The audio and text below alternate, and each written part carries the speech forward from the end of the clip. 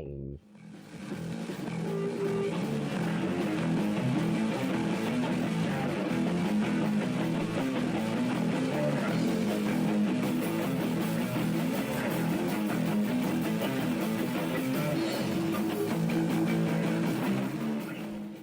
Welcome to episode 33 of Lost Signals.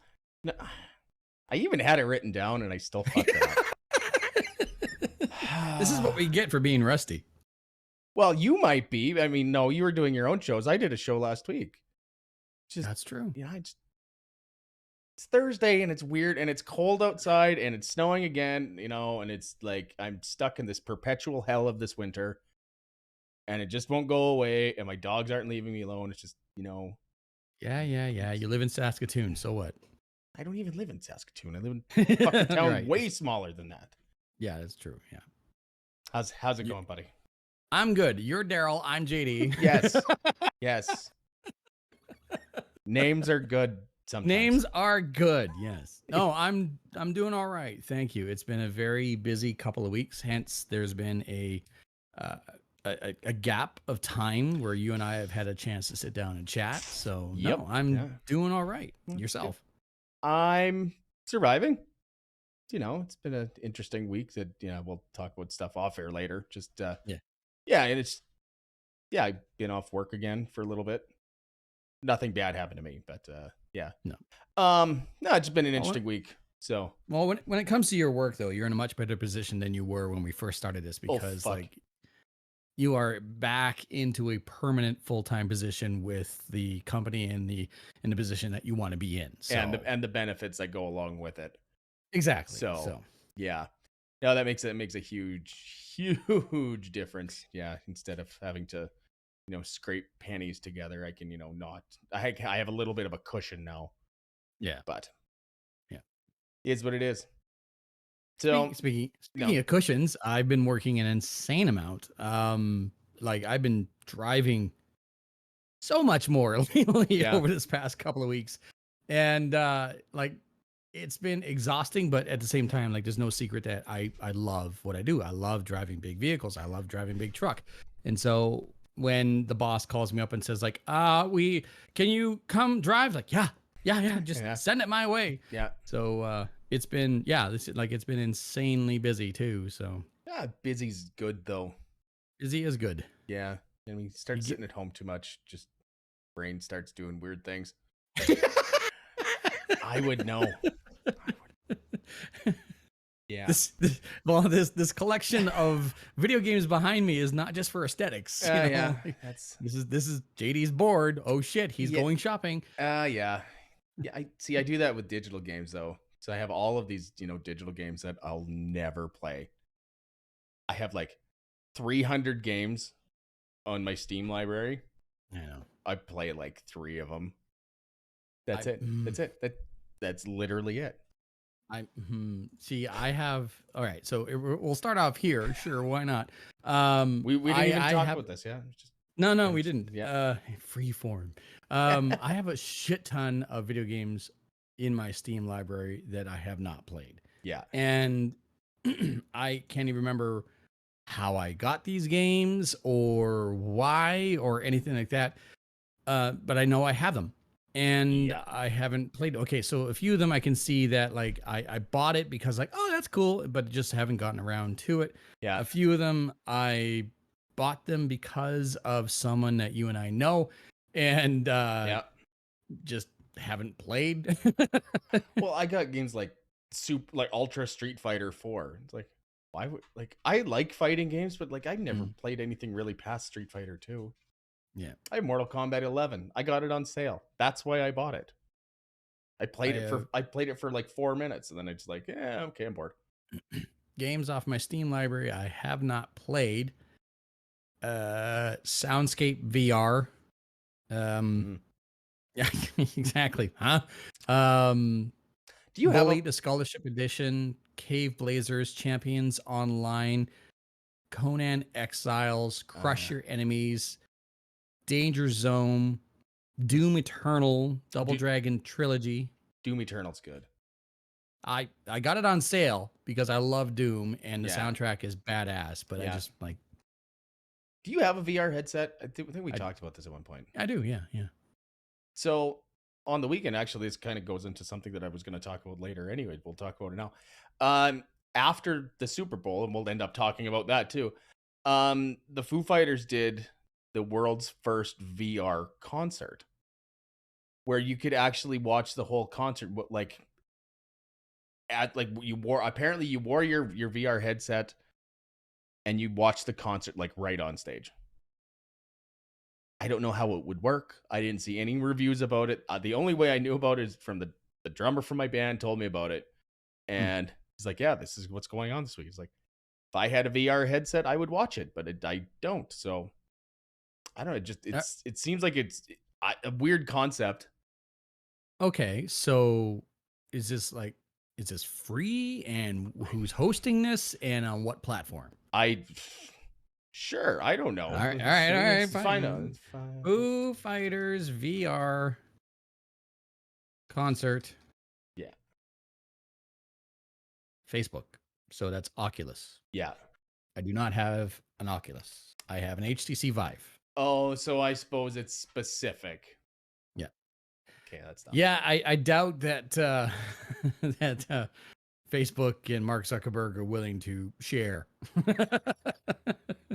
Dickheads. He's working on the metaverse too. Oh, fuck.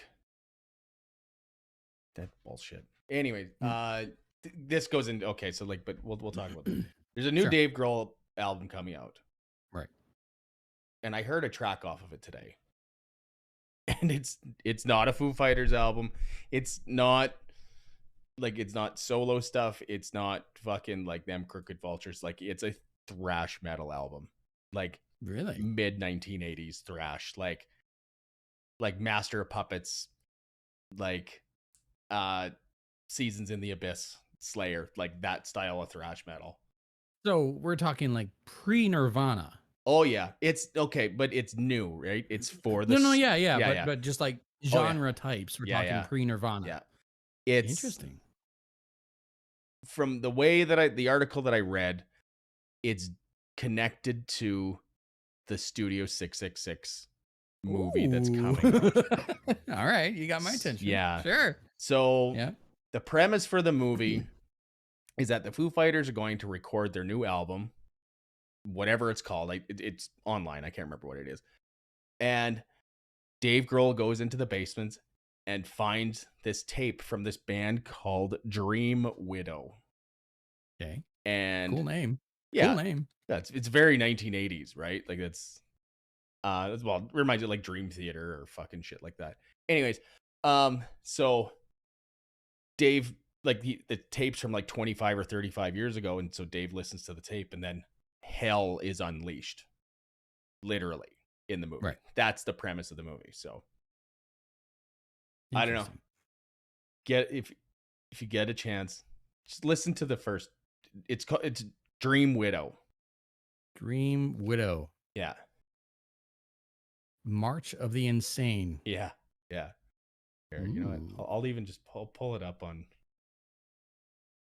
the stream. I might get in trouble for it. I don't care. What are they gonna do? Take away my birthday? Just give me a taste. You know? Like, yeah.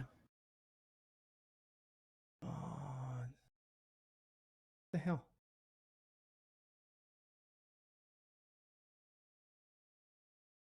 I have it. Do you want me to send it to you? Oh, I'm just computer's being dumb. Well, more like me being dumb. Oh, okay. I'll just play like a little bit of it. Yeah. But like you probably won't be able to hear it. No, probably not at all, because I'm watching it on YouTube.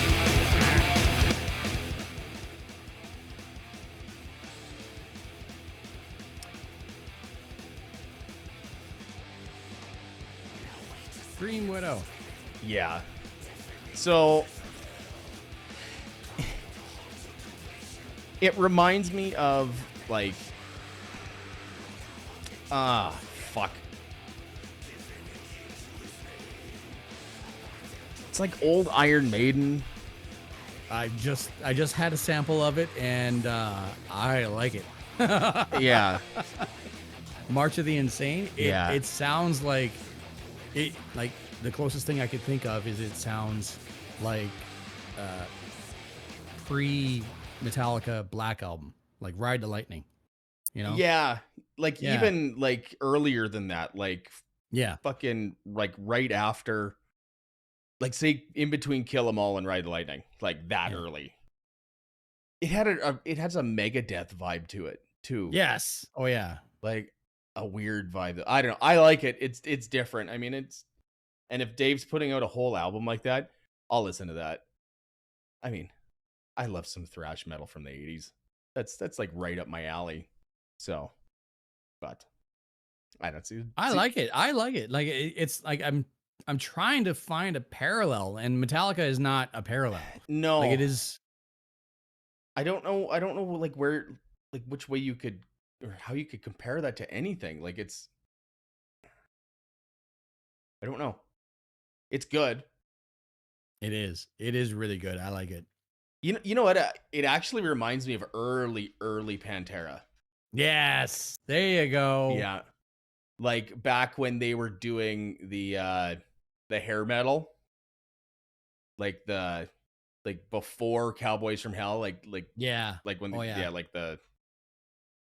back when it wasn't Dimebag Darrell, it was Diamond Darrell. Yeah. Yeah, like that kind, but like with heavier lyrics. That's kind of, yeah. But I've heard other bands like that before, and I just can't think of who or what. But I like that. That is like yet again, Dave Grohl just proves that he, like Ryan Reynolds, can do no wrong. My God, he yeah, puts his effort and time into anything, and it yeah. comes out just brilliant. Well, but you can't say that 100% though. Do you remember Probot? No, I know about, that's yeah, probably the reason why. yeah. So Probot was Dave Grohl's first for first entry into metal, and it didn't go well. It was like Okay. came out in like '02 or something, and he had like Lemmy on the album and Max Calavera from Sepultura, and it's just, There's a name I haven't heard in a while. I know that's fucking throwing it back. Like, Yeah.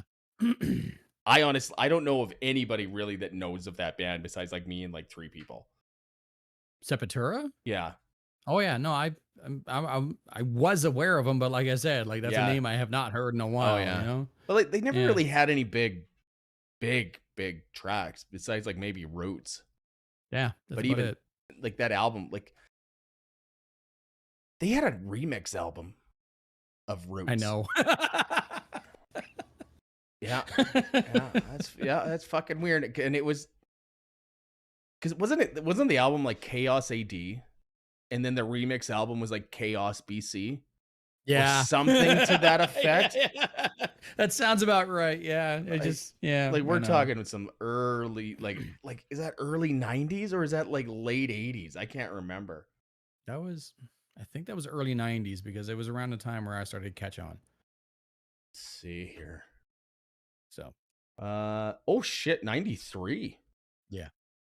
That sounds about right. Oh yeah, they had there's a track on there called Refuse/Resist. And that was good. That was a good track from what I remember. Yeah. And Chaos BC was just a song, apparently. It wasn't a whole, Okay. but there might have been an album. It's like I said, it's been a while, so mistakes be damned. It's so weird. Weird how I can remember all this shit from fucking 30 some years ago. Oh yeah. Anyway, what else were we talking about? Well, we were talking about Dave Grohl and the album that's going to come out that's going to coincide with Studio 666. Right. That's a horror movie I plan on seeing. I watched another horror movie and I'm starting to notice a trend, and I could be wrong. Okay. It's like, keep in mind I'm only 3 horror movies into this year. Okay, so let's give some of these people the backstory again. Sure. So, all right. Do you want to tell it or should I? I'll just do the quick cliff notes. JD hates horror movies, and I make fun of him. Hate him. Like I make fun of them like relentlessly when I'm talking about a horror movie. It's like, Yeah. JD, have you watched this? No, I'm a chicken shit, so I'm not gonna watch it. That's exactly how the conversation happens. And I make fun of him, but JD made a deal with himself and myself. Yes. It's like to watch at least one horror movie per month for the entire year of 2022. Yes. Yes. And you're on your third, and it's only February. I'm impressed. Yes. And come next week, I will be on my fourth because I will go to the movie theater and I'll watch, which could be considered a horror movie. It is Studio 666 by the Foo Fighters. It's probably going to be not whatever. It's going to be a comedy. Yeah, fine, but still, I'm going out to go see this, right? Yeah. But so far, the list that I've seen in order was the 2010 version of Nightmare on Elm Street, as well as The Grudge with Buffy the Vampire Slayer, and earlier or this past weekend, I watched Insidious. Ooh, and how did you enjoy it? I had to stifle laughter, honestly. You ever think for 1 second that like these movies ever scared me? It's more of a laugh than anything. That's what I'm kind of catching on to. Yeah. You know, it depends on the movie, right? Like some movies like can get really visceral and it's like really, really, really fucked up. Yeah. But some of them are just like, here's a bunch of blood on the screen. And there's a bunch of entrails and like this guy coming at you with an axe. Like sometimes it's just stupid. It depends on the horror movie though. Like it does. I think we talked about this before, but like I remember the movie Candyman when I was growing up, say about like 15, 16 years old, scaring the ever living fuck out of me because it's not that it was scary. Like, yeah, there like people died and whatever. Yeah. But it was the idea of it. You know, it was like the old like Bloody Mary thing kind of.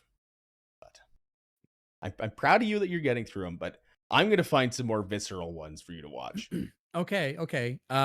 So nothing like later in the year once you're a little more seasoned. Okay. Fine. Yeah.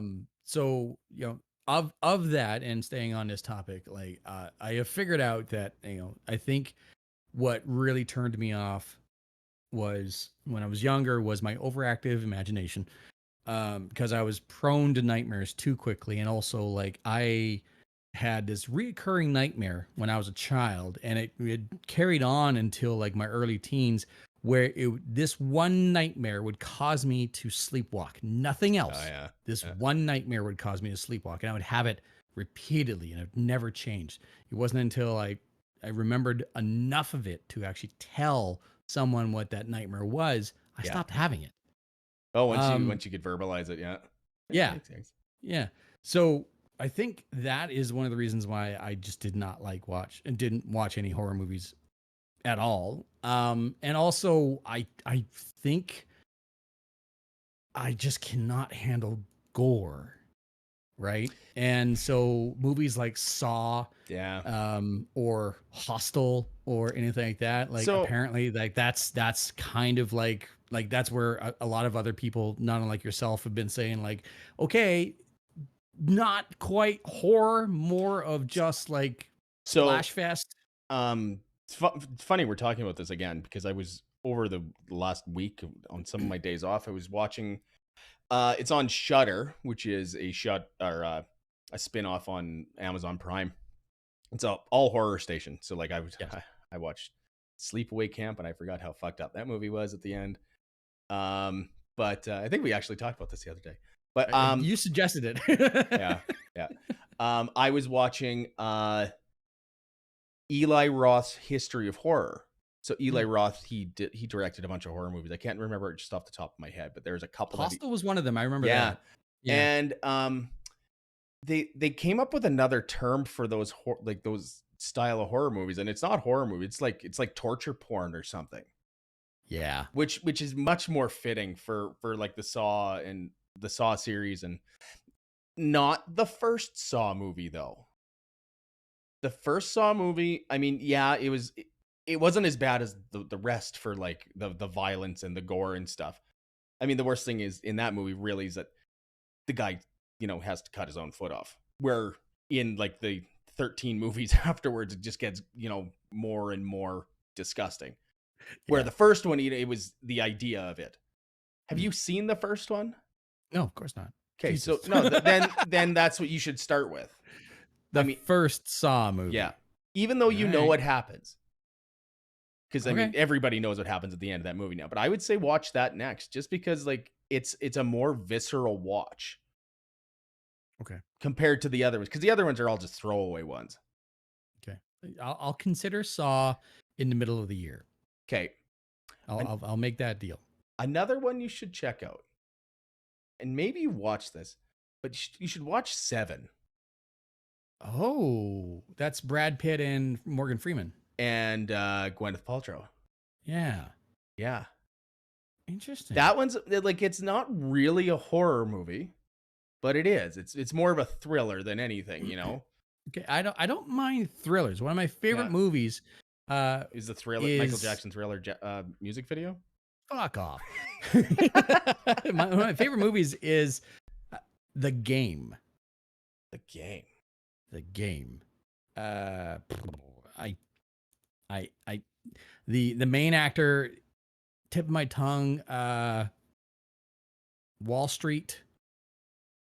Not The Wolf of Wall Street. That was Leonardo DiCaprio. Jason Bateman. No. Jason Bateman. No, before that. Damn it.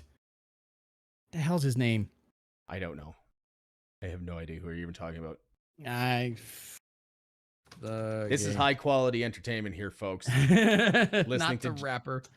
Listening to JD, trying to figure out what fucking actor it was. Michael Douglas. Oh yeah. Michael Douglas, Sean Penn, Deborah Unger. I watched The Game and I thought that was an incredible movie. It was basically, The Game is what you could consider The Game, the movie, as the seed that sprouted escape rooms. Okay. Because it was this scenario that was built around Michael Douglas's character, and you had to figure it out to the very end, type thing.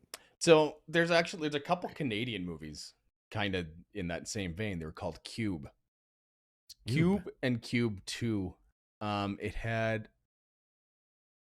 the most famous like if you watched it, you would recognize a bunch of Canadian actors because they've been in every Canadian movie ever. Okay. If it was filmed in Canada, these people were in it. I think they're like one of the girls that was in this movie. She was in like Star Trek DS9 or something. But it's the same thing. Like it's kind of like you had to figure out all these puzzles to get out of this cube. And but then people got like murdered and shit at the same time. It's good. It's good. Of course, there has to be consequences. Well, it's Canadian movies. There's like they're low budget and they're bad, but they're fun to watch. Yeah. Did you know that Jason X was actually a Canadian-made movie? Yeah. No.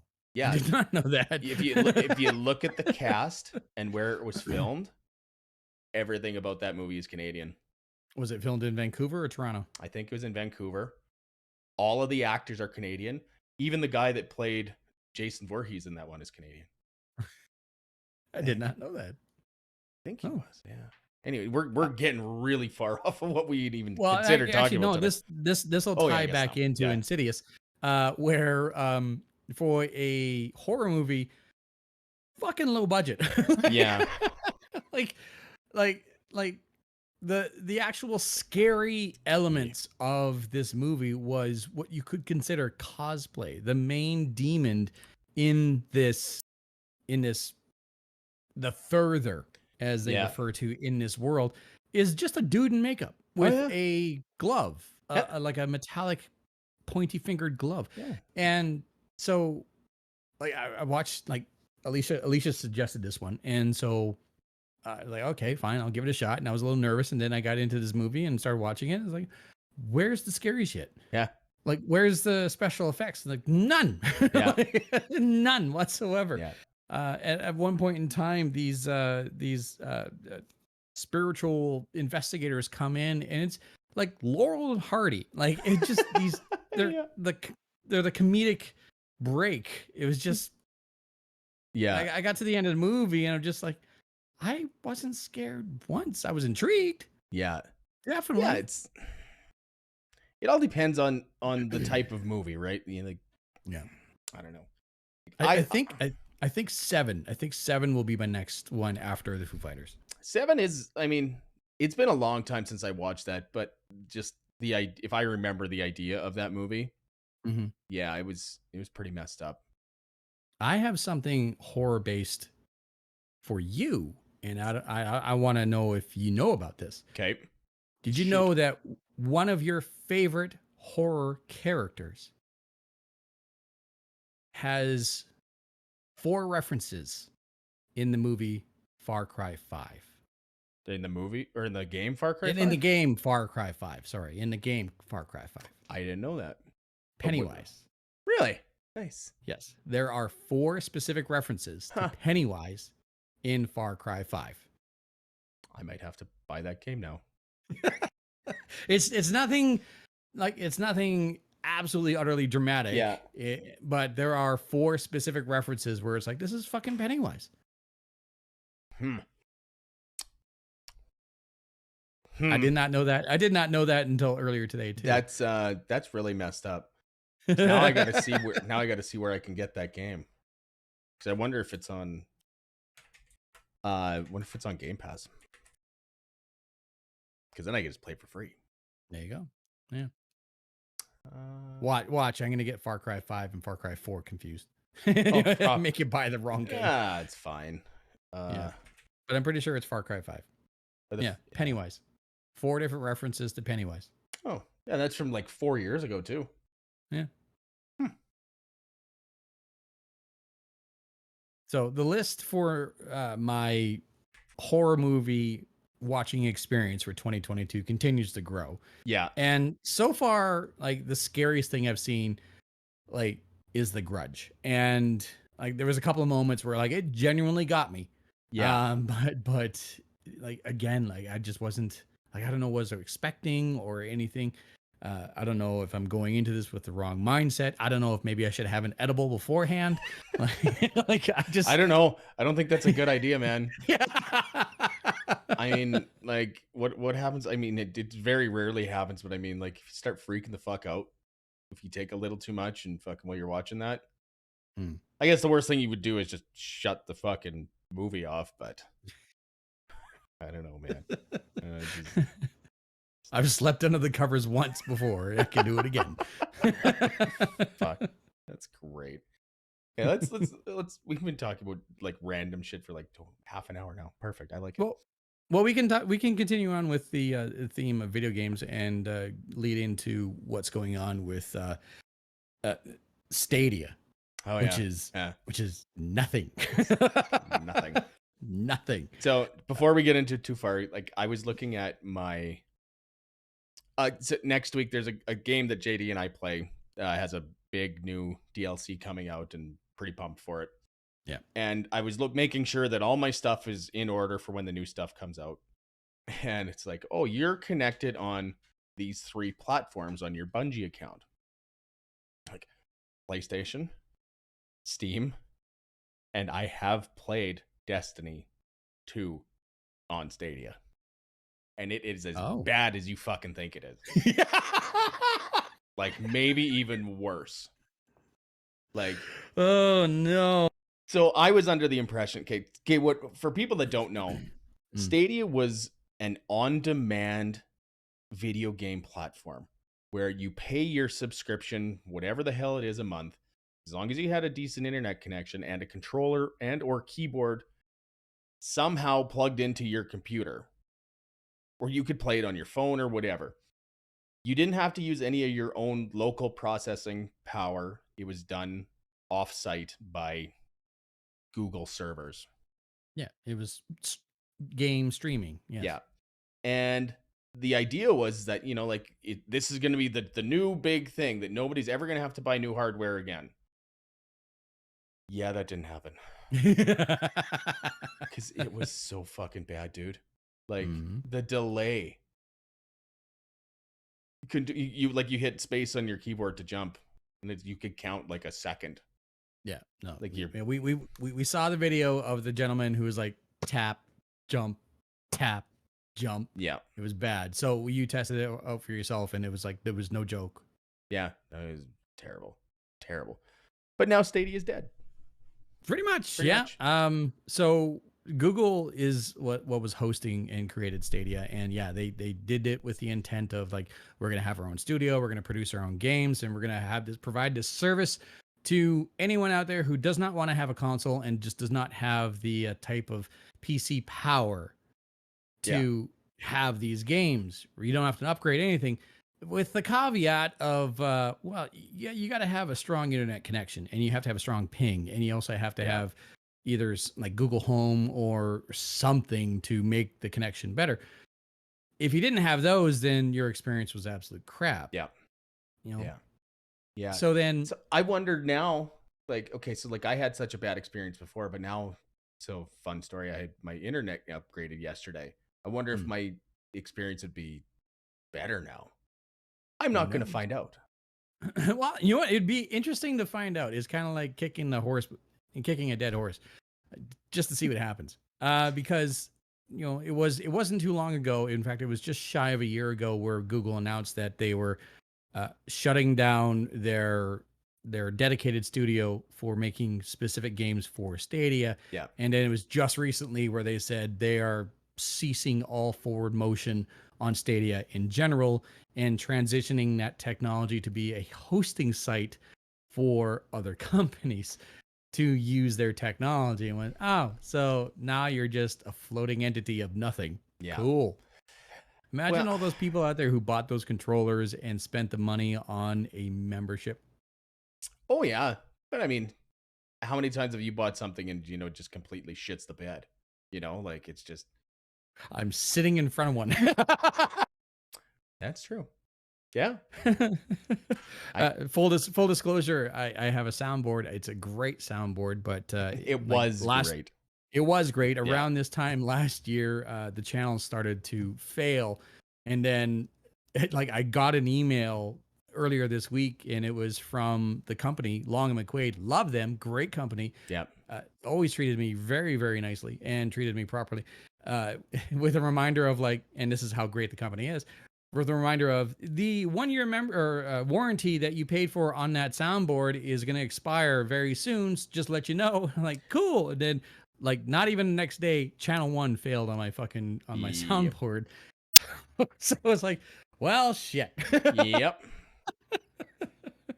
Now, at least you're getting it in before your warranty's up. But you know, knowing Long and McQuaid, if you were like a day over, they would probably be like, yeah, okay, let's brought this in the day before or whatever. But like, yeah.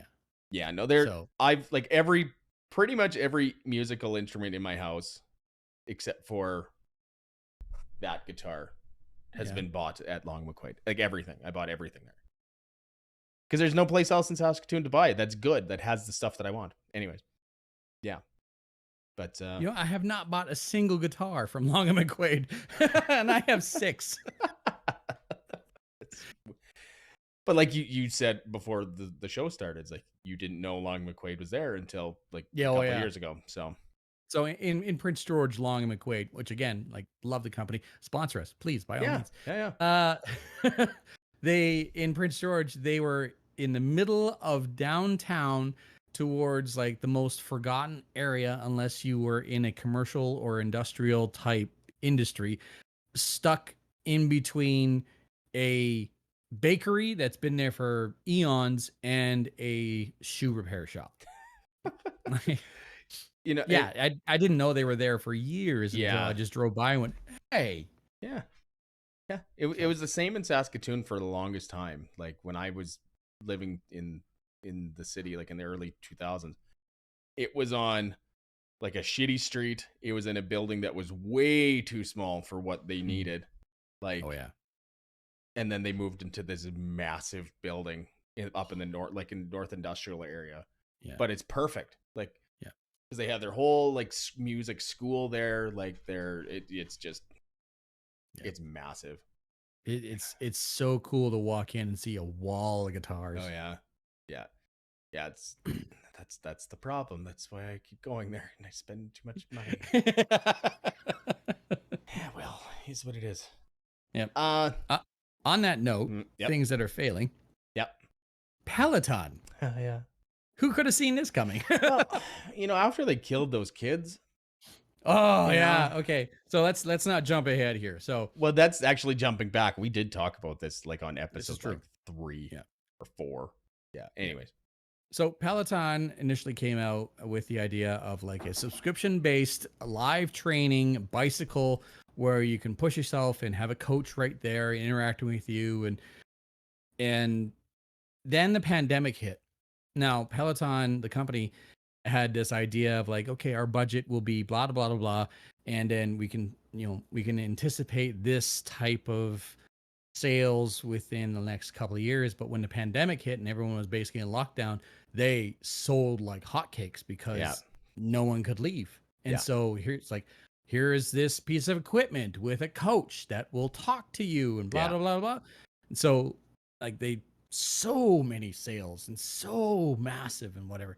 And then the problem started to hit. First of all was marketing, where they had that goofy ass commercial where this young woman gets a Peloton from her significant other and rides it for a year within this commercial. Yeah. It has no physical change, and it comes across as like kind of petty and selfish on the significant other's end, because it's like she did this for him. He's not on it at all. That's bad marketing.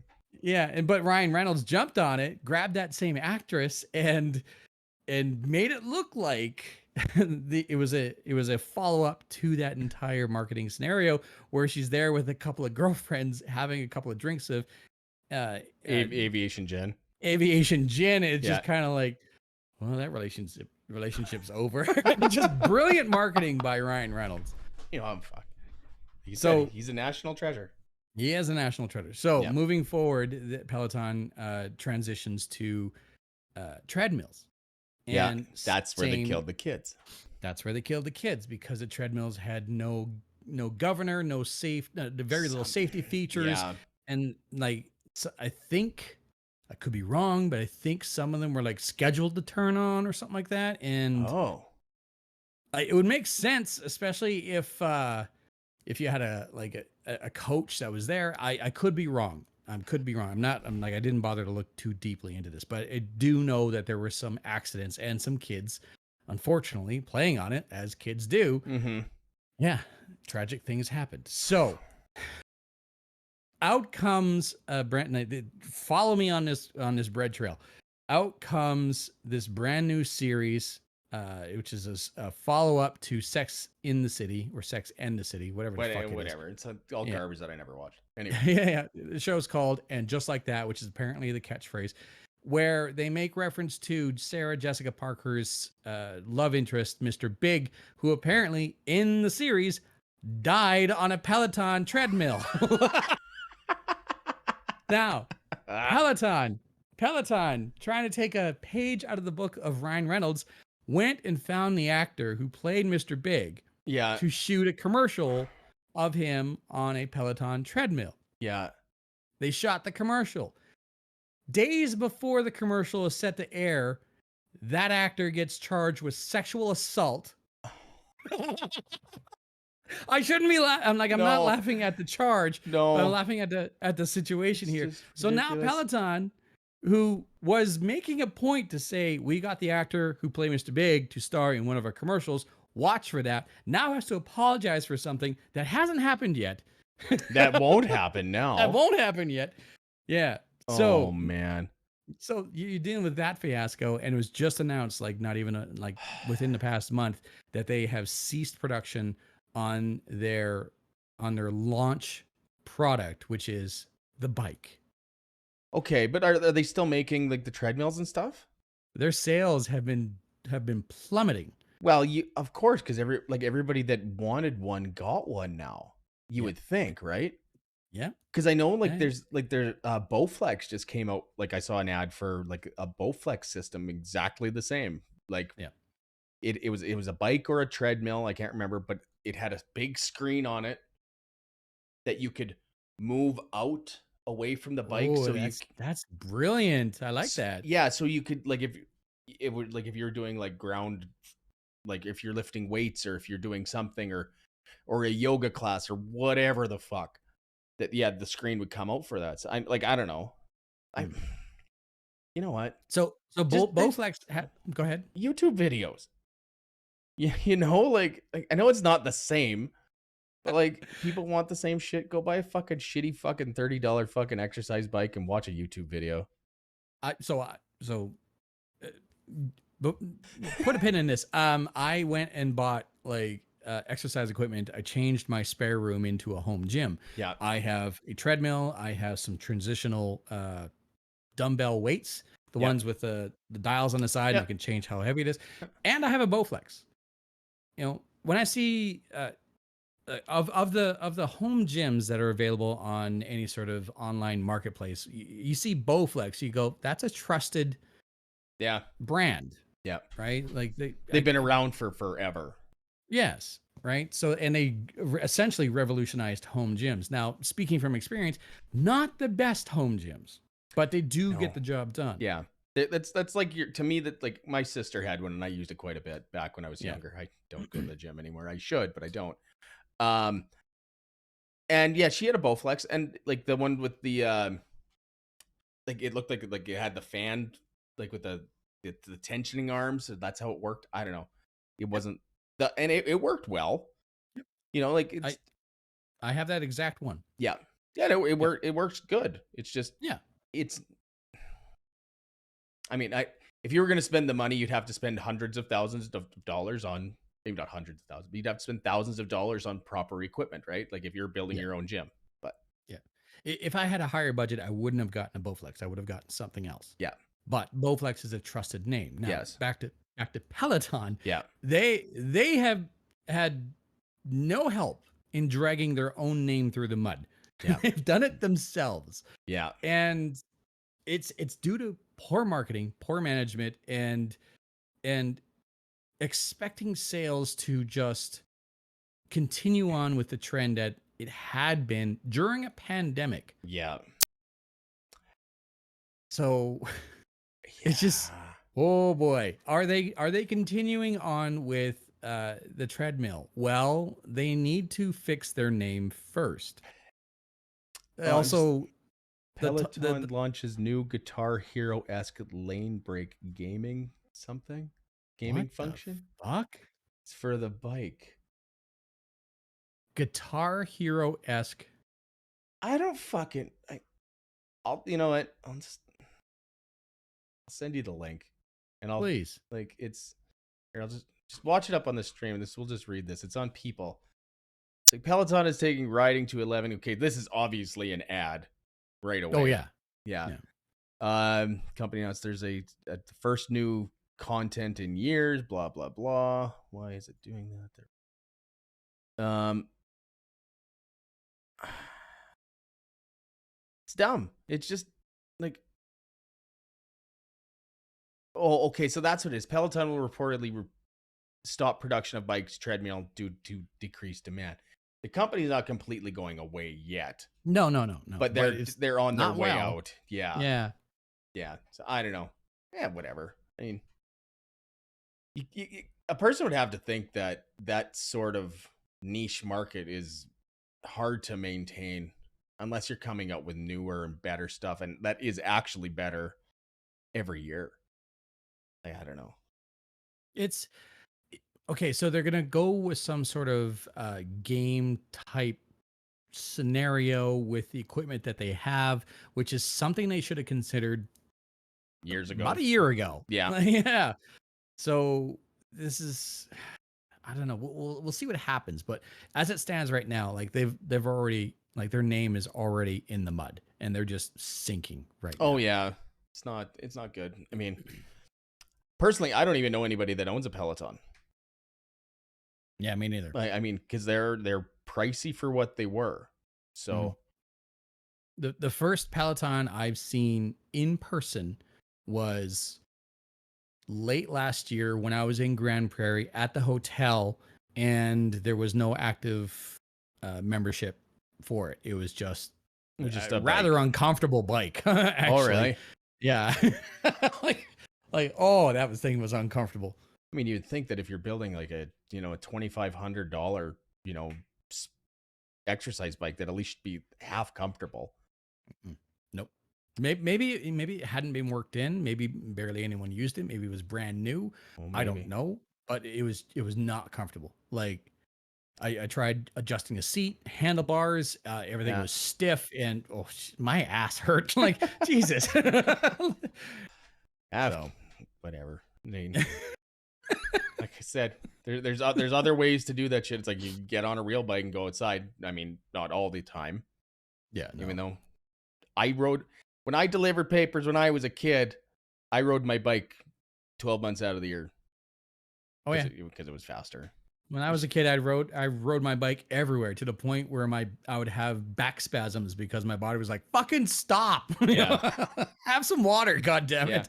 But I would ride in the winter too. Like you just have fucking good tires on it. So yeah. But so one of my favorite cartoons is coming back, but I don't know how to feel about it. So Futurama. Yeah, it was announced. Like, was it late last week or early this week that Futurama got renewed for another season on Hulu? Which is that Crave? Yes. Yeah, I think there's a connection. Yeah, because Letterkenny in the States is on Hulu. Hulu, yeah. Yeah. But I'm torn about it because John DiMaggio, Bender. Yeah, DiMaggio. Yeah. The voice actor Bender isn't coming back. So it's like, do I actually want to watch this now? Because I mean, Bender was like one of the best characters on that show. I think, if not the best. The best. Yes, like the best character. So, like, how can you not have him? I know. Okay, so what I had read though is like they're trying to negotiate right now, and it's not going well. Because John DiMaggio put out a statement yesterday that he doesn't want to get into a fight with these people when they lowball him right off because it comes back to money, right? Yep. Oh yeah. Like it's he doesn't want to be lowballed and then like brought up to where he wants to be. It's like you should offer to pay people what it's going to be worth, right? Because the show coming back for its fucking fifth. It's been canceled 4 times. What? No. Yeah. Yeah. No. It's had 4 series finales. 4 of them. It's 3. 4. 3. 4. 3. I'll fight you on this. Okay. I know this by heart, actually. All right. The Devil's Play Hands thing. That was the first one.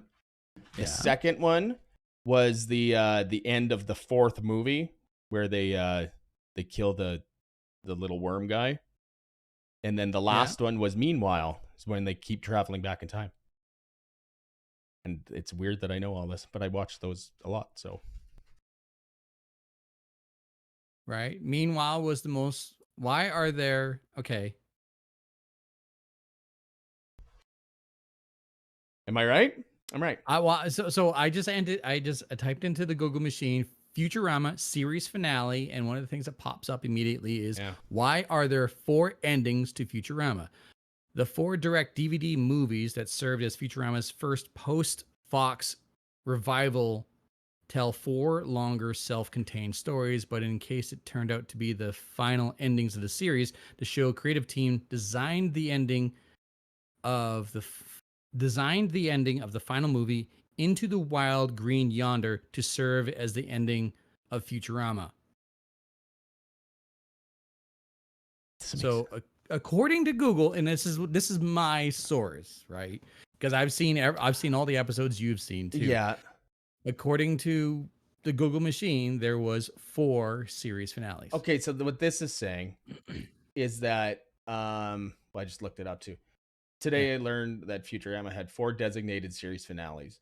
The Devil's Hands are Idle Playthings, Into the Wild Green Yonder, Part 4. Yes.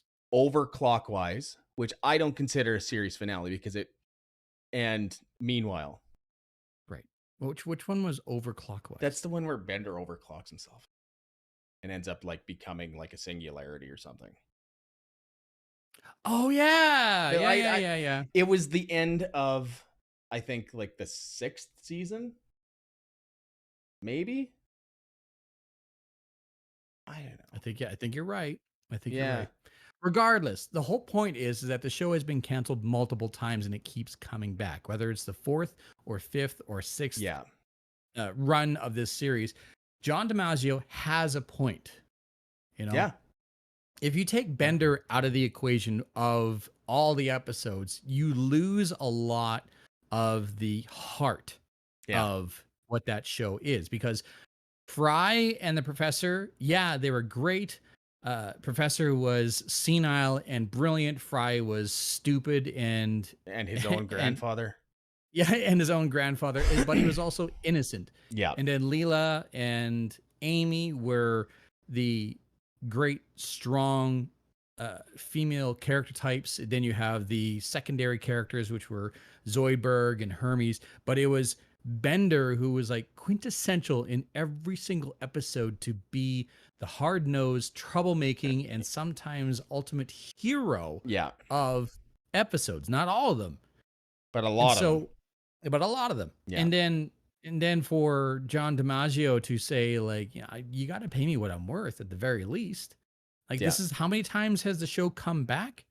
Now, I lots. know Yeah, lots. yeah, And I know that talking to other voice actors when it comes to characters that were essentially made by a specific voice actor, it is kind of uh, I want to say an unwritten rule, but it's like the worst kept secret that no self-respecting voice actor will step into the shoes yeah. of an already established character without the permission of the original voice. Which makes sense. But Yes. like one would have to think that like if they're bringing Futurama back for the 43rd time, like a voice actor like Billy West must be getting paid bank, right? So if they're Yeah. Oh yeah. paying Billy West at least the same for John DiMaggio and Katie Seagal, right? Yep. Or maybe not as much because Billy West did do so many voices, but I mean at least on par. You know what I mean? Well, right off the hop, Billy West is responsible for Zoidberg, Professor, and Fry. And Zap Brannigan And Zap Brannigan. and a Yes, exactly. shit ton of other characters. So Yeah. Tess McNeil. I mean, Tess was, I think, Amy Wong as well as yeah, other characters. yeah. Katie You know, Seagal the was only only one. was only Leela. Yeah, yeah. You know, I don't know. Like, I hope they get it figured out. But Mhm. like, it's I'll watch it, but it won't be the same. No. Like, because even right now, like I put it on the other day, um, just for shits and giggles after they announced it. I'm like, well, you know what? I can't watch anything past the movies. I just like the 6th and 7th season they were good and there were some good episodes, but sometimes it's like trying too hard. Sometimes, It lost some of its luster. It's just yeah. not. I don't know.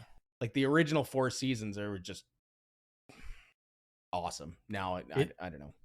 it's the only thing I could really relate it to, and it was a topic that came up on a different podcast I was listening to, Distractable, and it Yeah. was it's kind of like watching of the animated movies, Aladdin, and then Return of Jafar, and going, what the Mm. fuck is going on? Yeah. And then the King of Thieves, and going, oh, okay, things are back to normal. Yeah. Yeah. Because Dan Castellaneta, the Yeah. voice of Homer Simpson, yeah, he did a commendable job, but he was not Robin Williams. Yeah. Yeah. So it, to move forward with Futurama and not have the voice of Bender, it's not gonna be the same. It's not right. It's No. not right. It's not right. But So he should be paid. Like John DiMaggio has a point for the amount of times that this show has come back and yeah. how integral each character is. Yeah. You got to get paid what you're worth. Yeah. 100%. Yeah. I agree. 100%. So It's a big weekend over the weekend as well. I mean, I watched the Super Bowl, but there I was only, some sort of big event happening. Yeah. I mean, I watched for the halftime show. Let's be honest. It I don't know. was. Like I've watched a lot of halftime shows over the years. Hmm. That has to be the best one that I've ever seen. I would think like it's got to be up there. Like No argument here. Prince in Miami in 07, I think was still better. Maybe better. If not better, it was definitely on the same level. But like Dr. Dre, Eminem, 50 Cent out of nowhere, Kendrick Lamar, Mary J. Blige, and Kendrick Snoop. wasn't there. Yeah, he was. Was he? Yeah. I thought 50 Cent stepped in for Kendrick Lamar because there was the episode or like the one. No, he was definitely there. Sure. Yeah. All right. Yeah. Here's the thing. I missed it. Okay. Well, it's all over YouTube. Clearly. Yeah. Yeah. No, I watched it live and then I watched it again. I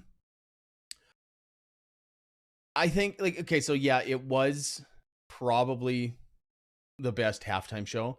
I don't know if it lived up to the hype that it should have. Like, cause the hype would like everybody, like you talk to anybody like all of last week. It's like, oh, can't wait for the halftime show. I mean, I fell into that trap too. Yeah. But it's like, and then it happened and it's like, okay, this is good. But you could tell in spots like they weren't actually performing, like lip syncing, which doesn't surprise me at all. I don't know, like especially with 50 Cent hanging upside down. Yeah. Oh, I think he was actually performing there because he did sound a little out of breath. I don't know. That's maybe 20 years ago when he filmed that video for Indie Club, so probably not in as good a shape anymore. No, he's not. No, and whatever. That's fine. He made bank. Oh yeah. And there's the leaked video of Snoop smoking a joint well on the set, like on the field. He's smoking a joint before the show started. It's like, who fucking cares? Well, it's like, surprise, the guy that does that all the time does that. You know what I mean? Like it's but I mean, I enjoyed it. I'm just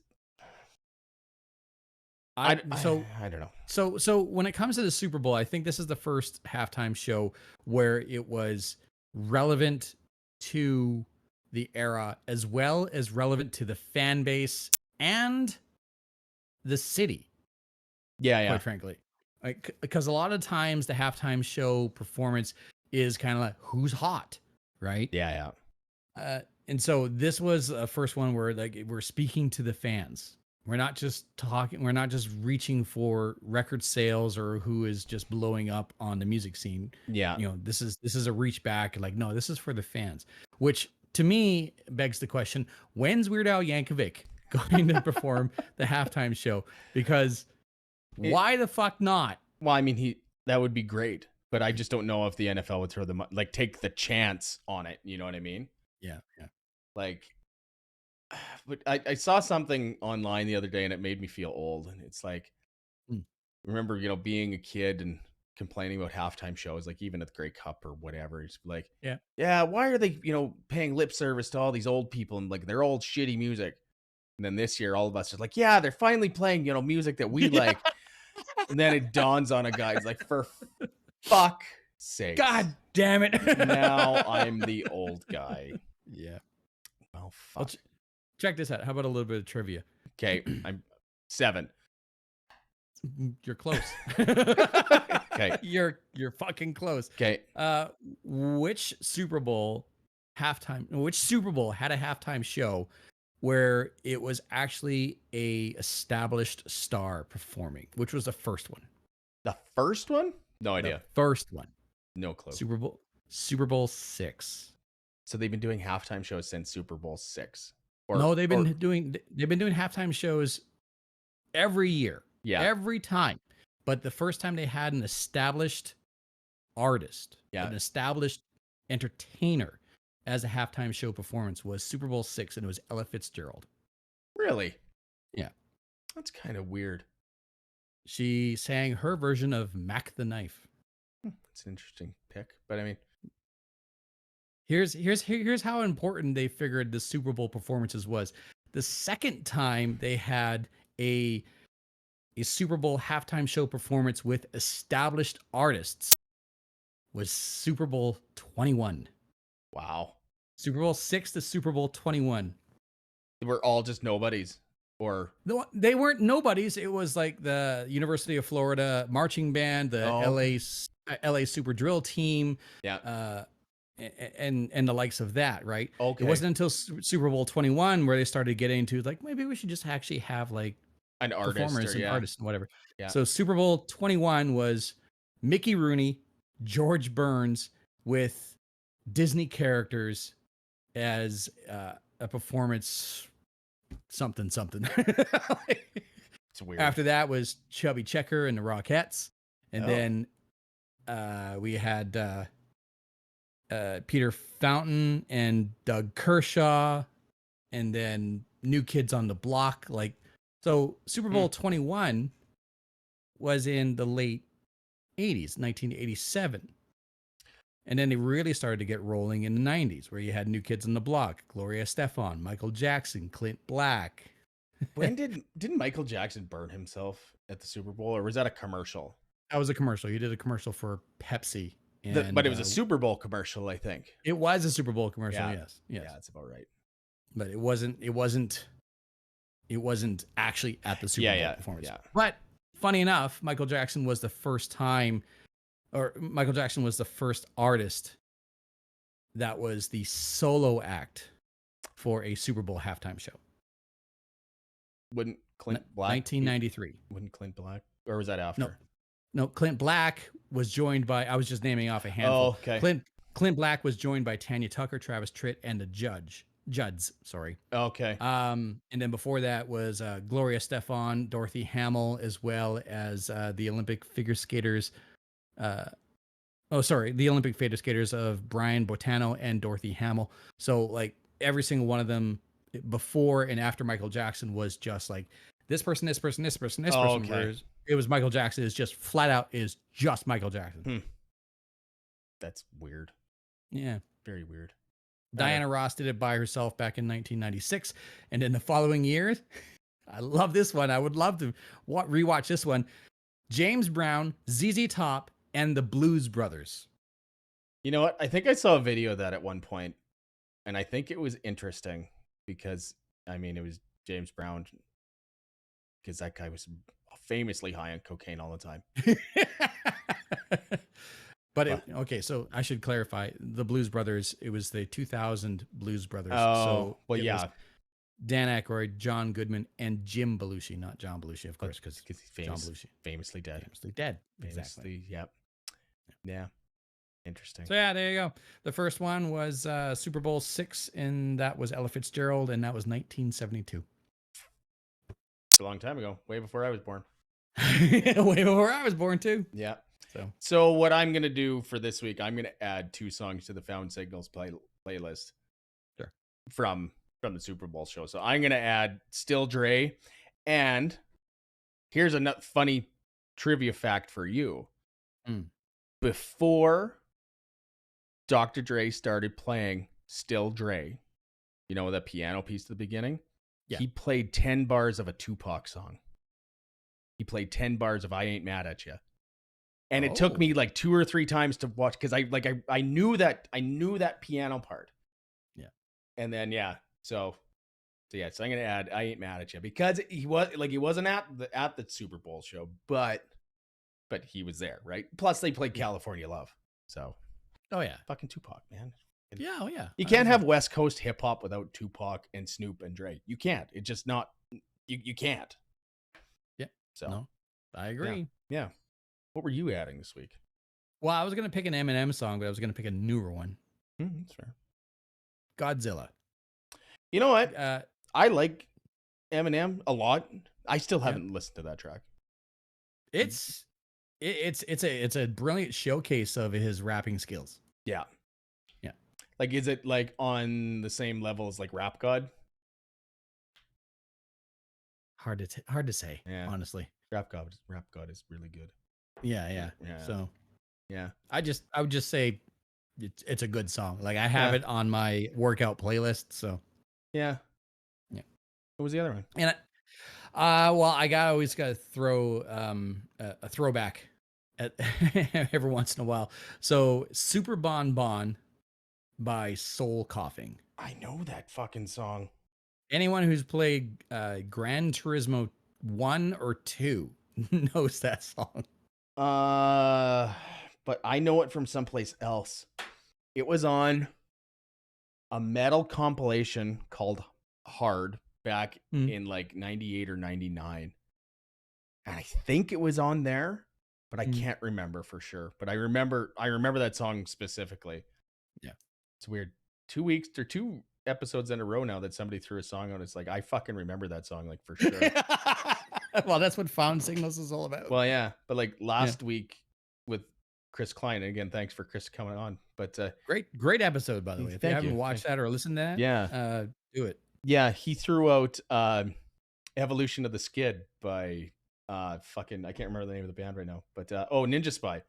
And I'm like, I fucking know that song. I don't remember where I ever found it, but I remember it. It's like, yeah. Anyways, this has been episode 33, and I remembered it this time. Good. Of Lost Signals. My name is Darrell. I'm JD. And we will see you guys out there.